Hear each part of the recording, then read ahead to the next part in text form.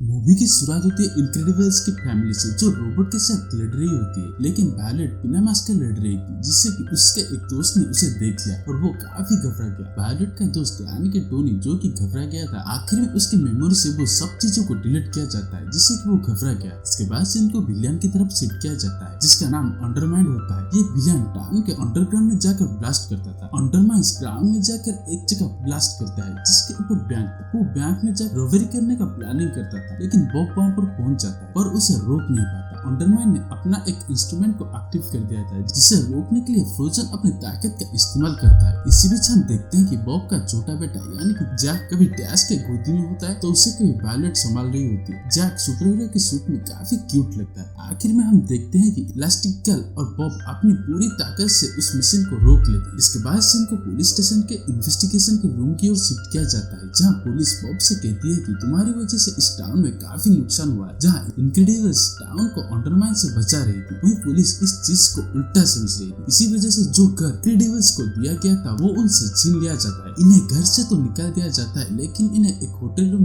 दिया जाता है जो सिर्फ 2 वीक्स के लिए वैलिड होता है। इन्हें पुलिस ने नोटिस दिया था कि अगर इन्होंने कोई काम नहीं ढूंढा तो इन्हें होटल से भी निकाल दिया जाएगा। रात को इलास्टिक गर्ल बॉब से कहती है कि अब हम दोनों को ही कुछ करना होगा। इतना में फ्रोजन आ जाता है, जो कहता है कि हमने टाउन को जिसे बचाया है इससे इम्प्रेस होकर हमें एक इंसान ने मीटिंग के लिए बुलाया है। बॉब और इलास्टिक गर्ल फ्रोजन के बताए हुए एड्रेस पर पहुंच जाते, जहाँ उन्हें विंस्टन मिलता है। विंस्टन एक टेलीकम्युनिकेशन कंपनी का बहुत बड़ा टाइकून था, जो सुपर हीरोज को बहुत बड़ा फैन था। विंस्टन की एक बहन भी होती है जिसका नाम एवलिन होता है। एवलिन इनक्रेडिबल्स से कहती है कि हमारे पेरेंट्स सुपर हीरोज के दोस्त हुआ करते थे। विंस्टन कहता है कि एक रात हमारे घर में रॉबरी हुई थी। हमारे पेरेंट्स ने सुपर हीरोज से कांटेक्ट करने की बहुत कोशिश की, लेकिन उस वक्त सुपर हीरोज को बैन कर दिया गया, जिस वजह से कोई भी मदद नहीं मिल पाई और हमारे पेरेंट्स की जान भी चली गई। विंस्टन ने यह भी कहा था कि सभी लोग नुकसान को देख रहे हैं, लेकिन कोई तुम लोगों की मेहनत को नहीं देख रहा है। हर कोई ये कह रहा है कि तुम लोगों ने तबाही मचाई है, लेकिन सच तो यह है कि तुमने टाउन को बचाया है। अगर तुम इनक्रेडिबल्स नहीं होते तो ये टाउन भी कब का खत्म हो गया होता। इसलिए मैंने एक आइडिया सोचा है, हम अब सबके सूट अंदर कैमरास को फिट कर देंगे ताकि हर एक चीज रिकॉर्ड हो जाए, जिससे कि लोगों को पता चले कि इनक्रेडिबल्स को इतनी मुश्किलों का सामना करना पड़ता है। ओवरऑल ये दोनों भाई बहन ये चाहते हैं कि हर कोई सुपर हीरो सच्चाई और अच्छाई को जाने और इन्हें लीगली टाउन में अप्रूवल मिल जाए। विंस्टन सबसे पहले इलास्टिक गर्ल को चूज करता है, लेकिन बॉब इस बात से झगड़ा करने लगता है क्योंकि उसे लगता है कि सबसे पावरफुल तो वो है, फिर उसे क्यों नहीं चूज किया जा रहा है। सीन को बॉब के घर की ओर शिफ्ट किया जाता है, जहाँ इलास्टिक गर्ल क्रॉस कर रही होती है और वो बॉब से कहती है कि अगर तुम चाहो तो जा सकते हो, मैं यहाँ बच्चों को संभाल लूंगी। इस पर बॉब कहता है कि कोई बात नहीं, तुम जाओ, मैं बच्चों को संभाल लूंगा। अगले दिन इनक्रेडिबल्स को एक नया घर ऑफर किया जाता है। बच्चे नए घर को देखकर बहुत खुश होते हैं क्योंकि वहाँ बहुत सारी नई टेक्नोलॉजीज फिट थी। इसके बाद सीन को एक रूम की ओर शिफ्ट किया जाता है, जहाँ बॉब इलास्टिक गर्ल को एक रेड कलर की बाइक के पास लेकर जाता है। इसका मतलब यह है कि अब इलास्टिक गर्ल सबको बचाएगी और बॉब बेबी सिटिंग करेगा। इलास्टिक गर्ल अपने पहले मिशन पर निकल जाती है, जहाँ उसे एक मेट्रो की स्टार्टिंग सेरेमनी में जाना था, जहाँ कुछ प्रॉब्लम होने का थ्रेट आया था। इलास्टिक गर्ल मेट्रो पहुंचकर देखती है कि सब कुछ कंट्रोल में और अभी तक कोई भी गड़बड़ नहीं हुई है। लोग मेट्रो में पहुंचते और बैठते हैं। कुछ देर बाद इन्हें पता चलता है कि मेट्रो अपोजिट साइड में जा रही है, जहाँ पे ज्यादा दूर तक रेलवे ट्रैक नहीं था। जैसे ही इलास्टिक गर्ल देखती है कि आगे रेलवे ट्रैक नहीं है, वो फुल स्पीड में जाती है और सोचती है कि मेट्रो के स्टार्टिंग पार्ट को बाकी के पार्ट से अलग कर दे। इलास्टिक गर्ल सारे लोगों को बचा लेती है। इसके बाद सीन को बॉब की ओर शिफ्ट किया जाता है, जो देखता है कि उसका बेटा यानी कि जैक अपनी पावर्स के साथ खेल रहा होता है। जैक के पास बहुत सारी सुपर पावर्स थी, जैसे कि आंखों से लेजर निकालना, काफी ज्यादा गर्म होना। इसी के साथ वो एक छोटा सा मॉन्स्टर भी बन सकता था और वो अपने सेल्स को बड़ा भी कर सकता था। ये सब देखकर बॉब बहुत खुश होता है। रात को इलास्टिक गर्ल बॉब को कॉल करती है और अपने दिन के बारे में बताती है, जिसके बाद बॉब कहता है कि तुम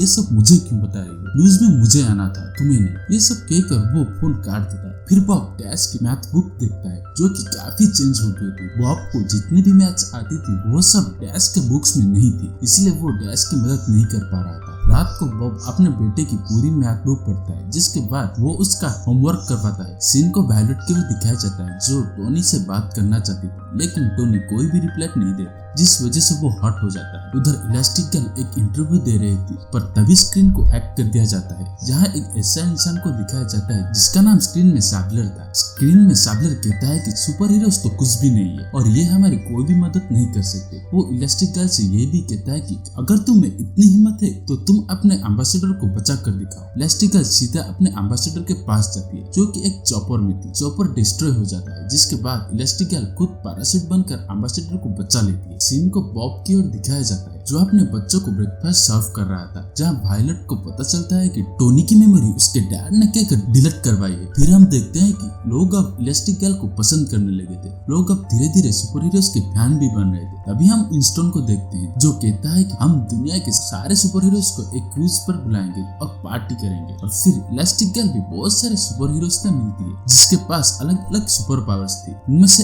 एक थी वेड, जो कि इलास्टिक गर्ल की फैन थी। कुछ देर बाद एवलिन इलास्टिक गर्ल से कहती है कि हम दोनों को हमेशा ही किसी के अंडर रहना पड़ता है, जैसे कि तुम अपने हस्बैंड के अंडर हो और मैं मेरे भाई के अंडर काम कर रही हूँ। उधर बॉब अपनी नाराज बेटी को मनाने की बहुत कोशिश करता है। वायलट भी बहुत गुस्से में होती है, लेकिन उसके सामने टोनी आ जाता है। सीन को इलास्टिक गर्ल की ओर दिखाया जाता है, जो एवलिन से कहती है कि मुझे इंटरव्यू देना है, ताकि जैसे ही मैं स्क्रीन पे आऊँ वो हैकर भी मुझसे बात करने के लिए आए, जिससे कि हम उसे पकड़ सके। जैसे इलास्टिक गर्ल ने सोचा था बिल्कुल वैसे ही होता है। वो लाइव आती है, तभी सैबलर भी स्क्रीन पर आ जाता है। इतने में इलास्टिक गर्ल ब्रॉडकास्ट सिग्नल को ट्रेस कर लेती है, जिसके बाद वो वहीं जाती है जहाँ से यह हैकर बात कर रहा था। इलास्टिक गर्ल उस घर में जाती है जहाँ हैकर रहता था। रूम में एंटर करने के बाद वो देखती है कि चारों ओर इल्यूजनेशन थे, जिससे कि कोई आसानी से कंट्रोल हो जाए। कुछ देर बाद हैकर इलास्टिक गर्ल के सामने आता है, जिसके बाद दोनों में फाइट शुरू हो जाता है, लेकिन आखिर में स्क्रीन सैबलर पकड़ा जाता है। दूसरी ओर बॉब भी घर संभालते संभालते परेशान हो चुका था, इसलिए एक दिन वो फ्रोजन को बुलाता है और कहता है कि पता नहीं इलास्टिक गर्ल कैसे ये सब कुछ हैंडल कर लेती थी। बॉब अपनी दोस्त आत्मा के पास जैक को लेकर पहुंच जाता है। जैसे ही जैक अपने सुपर पावर्स दिखाना शुरू करता है, आत्मा शॉक्ड हो जाता है, लेकिन वो बॉब से कहती है कि तुम जाओ, मैं इसे संभाल लूंगी। इसके बाद सीन को क्रूज की ओर दिखाया जाता है, जहाँ इलास्टिक गर्ल ये सोच में थी कि वो जिसको पकड़ी थी वो हैकर नहीं हो सकता। वो ये सारी बातें विंस्टन को बताने वाली थी, तभी एल्विन उसे ग्लास पर फेंक देती है, जिसके बाद हमें पता चलता है कि विलेन तो एवलिन है। वो इलास्टिक गर्ल को पकड़ कर रखी थी, जिसके बाद वो कहती है कि मुझे शुरू से ही सुपर हीरोज से नफरत थी, तुम सुपर हीरोज कुछ भी नहीं कर सकते हो। उधर जैक भी अपने सुपर सूट को पहनकर अपने भाई बहन के साथ खेल रहा था। तभी बॉब को एक कॉल आता है कि उसे अर्जेंटली एक एड्रेस पर पहुंचना है। वो फ्रोजन से कहता है कि तुम बच्चों का ध्यान रखना, मुझे जाना होगा। फ्रोजन जब डोर के पास जाता है, तब उसे कई सारे सुपर हीरोज दिखते हैं, लेकिन वो ये समझ चुका था कि ये सब इल्यूजन में है।